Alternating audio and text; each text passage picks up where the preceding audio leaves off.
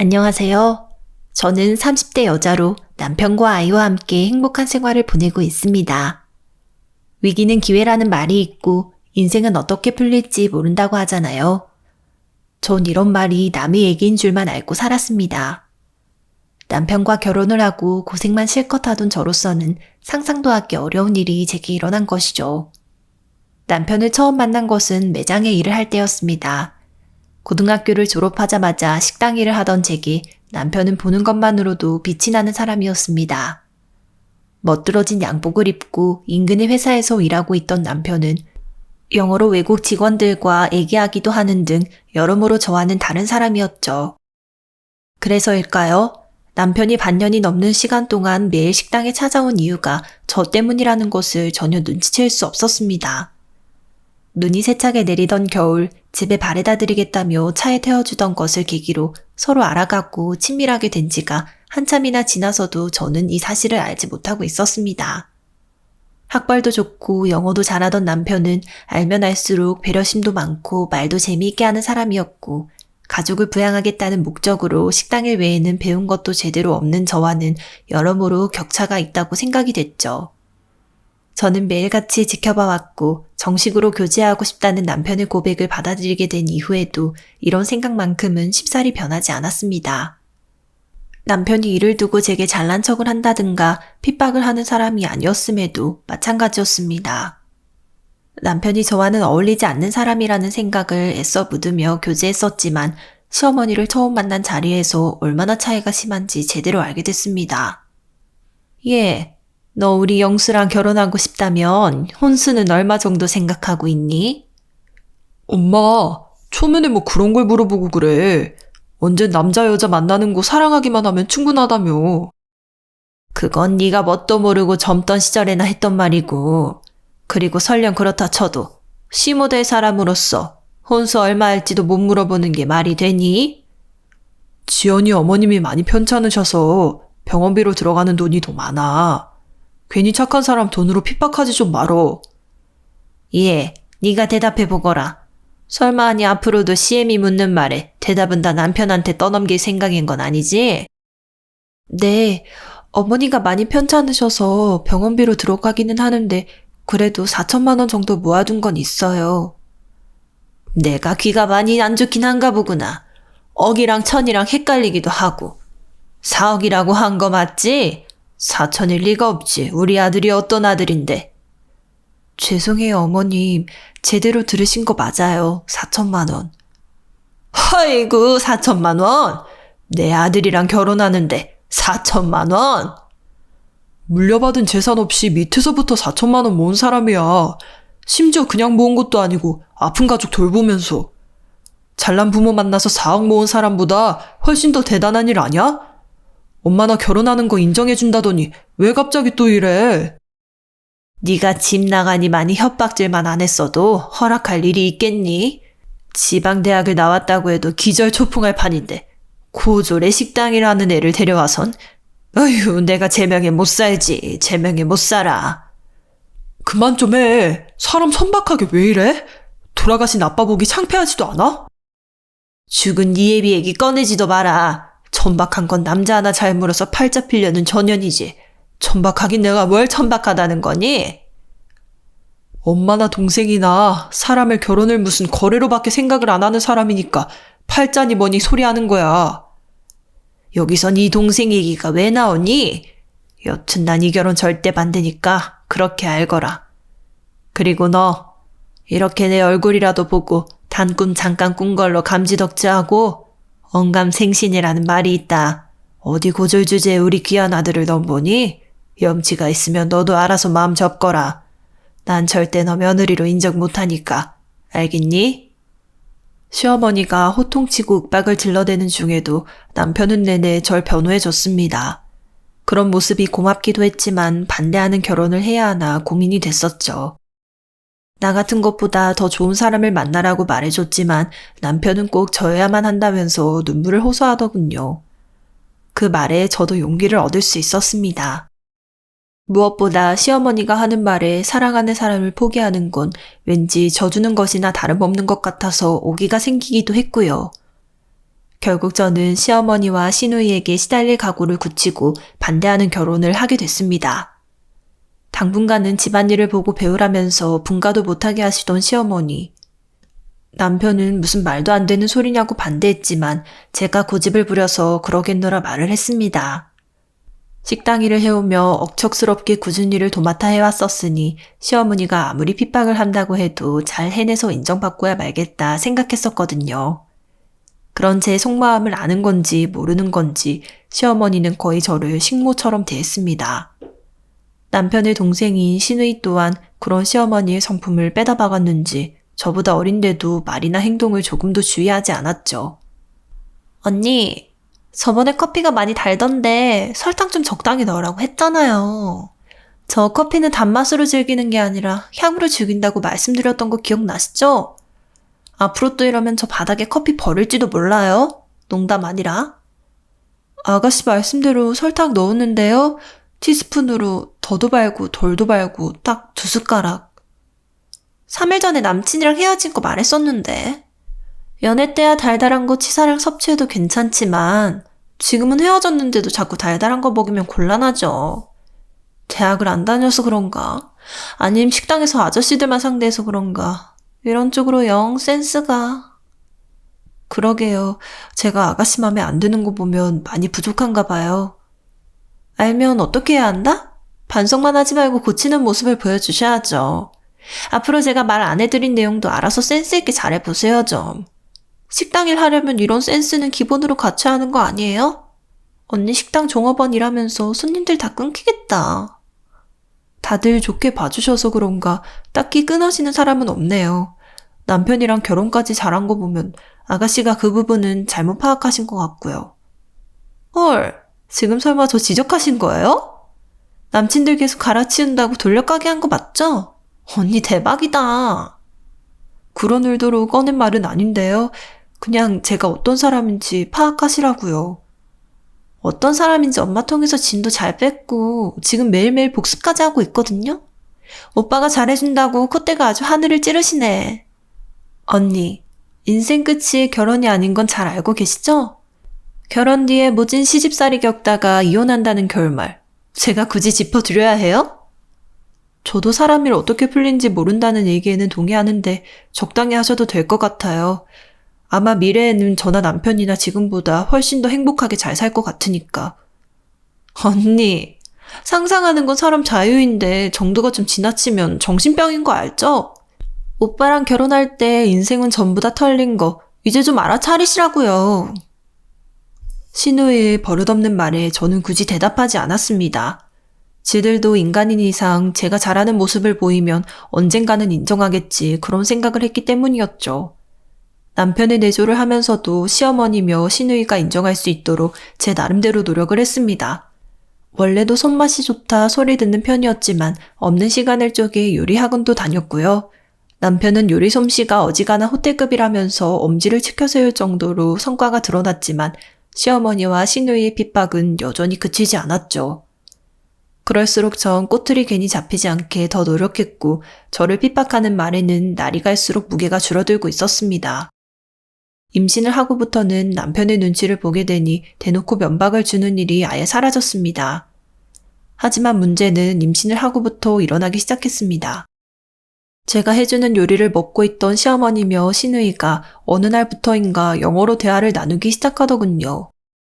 절 보며 혀를 굴리는 말을 하며 피식피식 웃는데 알아듣지 못하는 영어임에도 절 조롱하고 있다는 게 느껴졌습니다.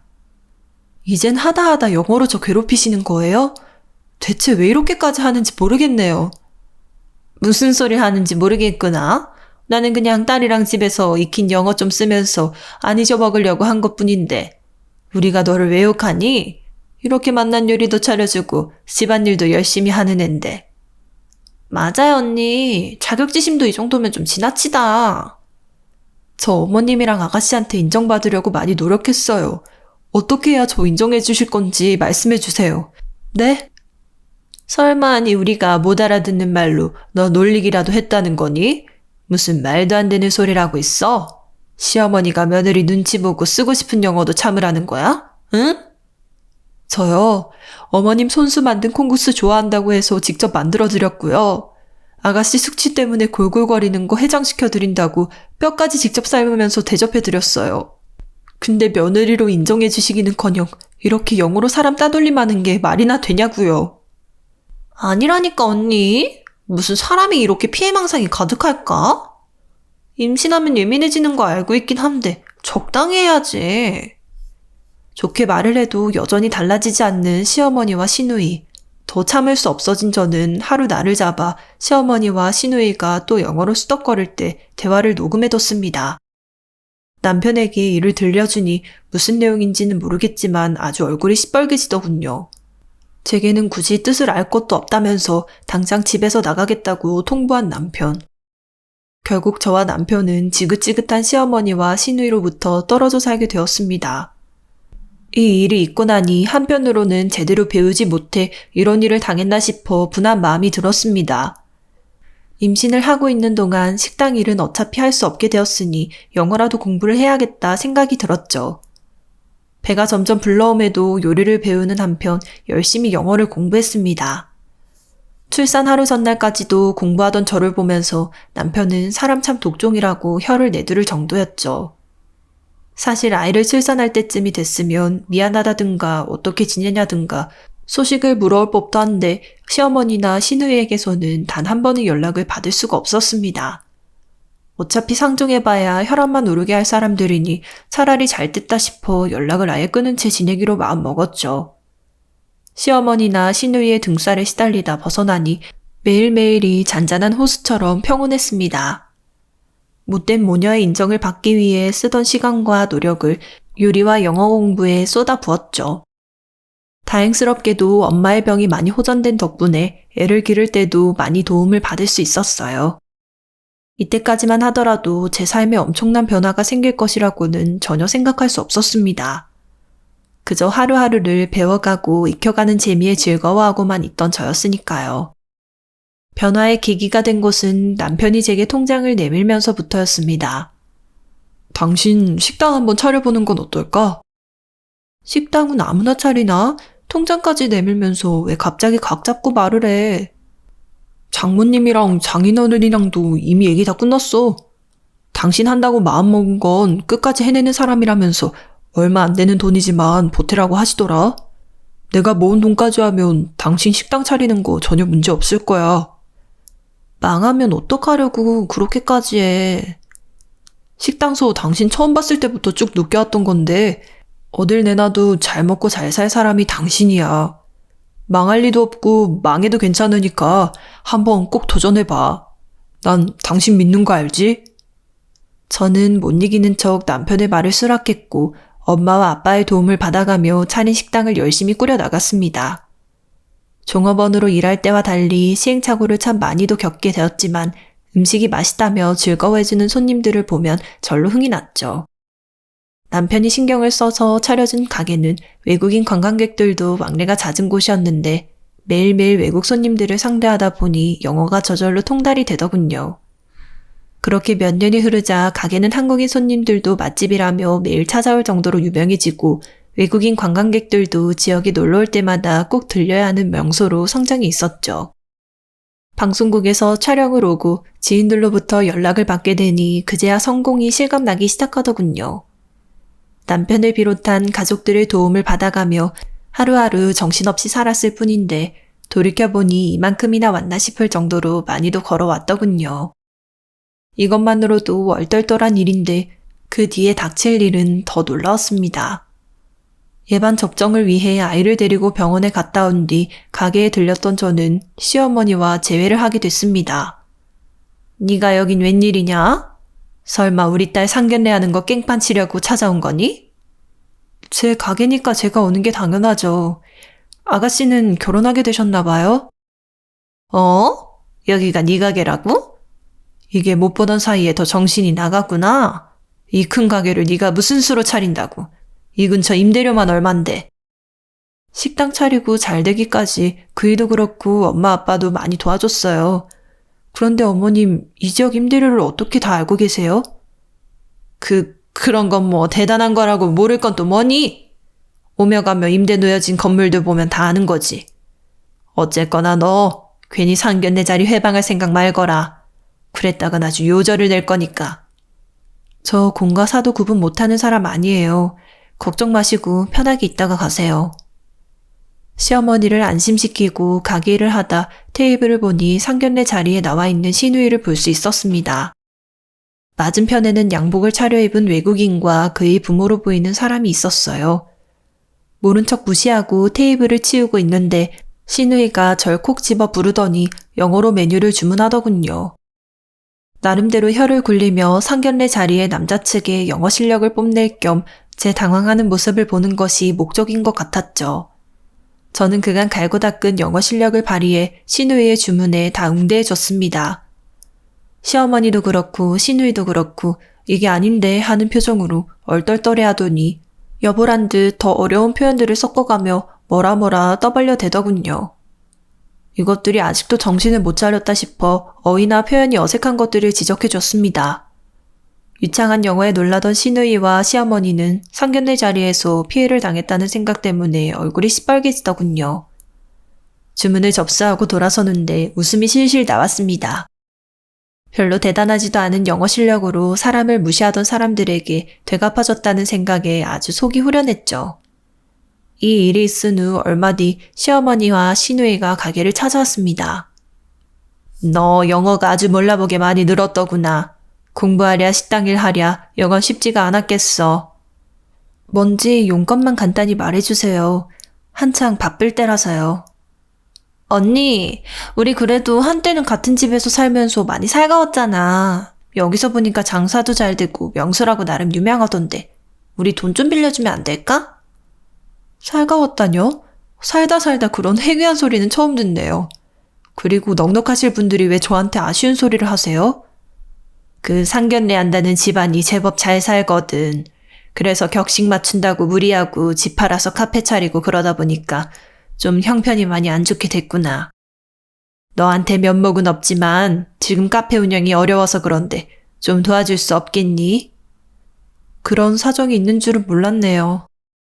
언니, 이번 일만 잘 풀리면 내가 평생 언니한테 효도할게. 아빠랑 엄마한테도 안 하던 효도 언니한테 할 거니까 꼭 좀 도와줘. 알겠지? 그래. 우리가 좀 부탁하자꾸나. 어머님, 그리고 아가씨, 저도 이런 말씀 드리기 죄송한데 혼자 결정할 일은 아닌 것 같네요. 도와드리고 싶은 마음은 굴뚝 같지만 남편이랑 부모님이랑도 상의를 해봐야 할 것 같아요. 그러니까 그걸 좀 어떻게 몰래 좀 언니 부탁 좀 하자.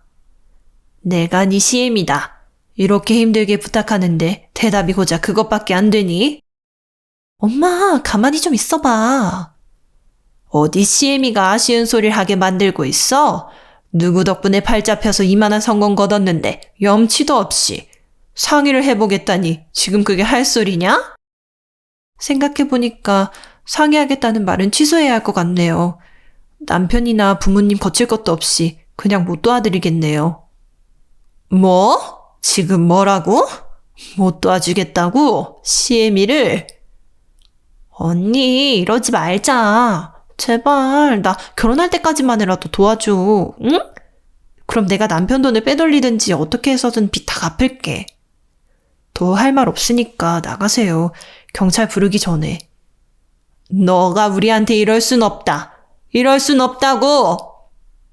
둘을 쫓아낸 저는 고민을 하다가 남편에게 있었던 일들을 말했습니다. 남편은 아주 잘했다면서 무슨 일이 일어나든 본인들의 업보를 치르는 것이라며 저를 달래줬죠. 괜히 스트레스 받지 말고 아예 연락이며 메시지며 신경도 쓰지 말라 당부하면서요. 얼마 뒤 저는 남편을 통해 두 모녀가 어떤 일을 겪게 되었는지 듣게 되었습니다. 매일 클럽만 쏘다니며 삶을 낭비하던 시누이에게 무리하게 카페를 차려줬던 시어머니. 하지만 장사를 제대로 해본 적도 어려운 일을 제대로 해본 적도 없으니 얼마 지나지 않아 파탄이 났죠. 결국 기껏 사귀게 된 외국인 남자친구에게도 이 일이 들키게 되고 결혼을 통해 팔 잡히려던 계획은 무산이 됐다는 결말 또한 들을 수 있었습니다. 인생을 살아가다 보면 남들의 노력을 무시하고 미래를 멋대로 재단하는 사람들을 마주칠 때가 있습니다. 남들이 무시하는 땀을 흘려가며 하루하루를 열심히 살아가느라 지치신 분들께 이 사연이 작은 격려로 전달되기를 바라봅니다. 끝까지 들어주셔서 감사합니다.